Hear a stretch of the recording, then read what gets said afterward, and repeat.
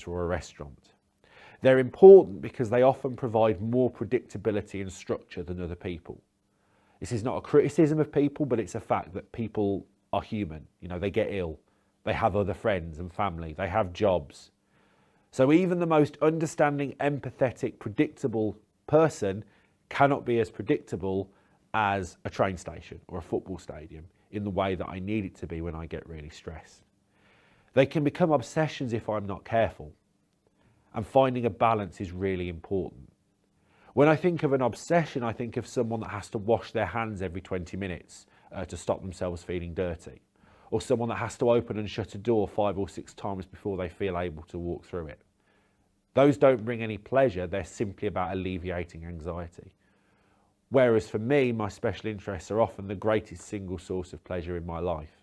The reason people think they're an obsession is because of my reaction when I don't feel I'm able to access them or enjoy them in the way that I'd like to. And so one of the hardest things for both me, my parents and my friends as I've gone through my adult life is learning about balance, is making sure that I have enough special interest time every day, and I mean every day, that actually the day feels fulfilling, but that also in that day there is enough time for me to do the university work and the stuff around the house that I need to do in order to be able to kind of live on a day-to-day basis. It's a balance that's always been difficult, and it probably always will be.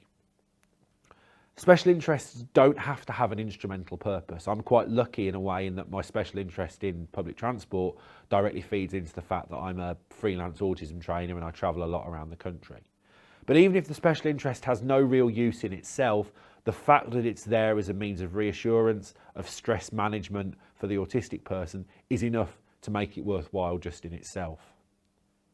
And like I say, balance is actually the most important thing.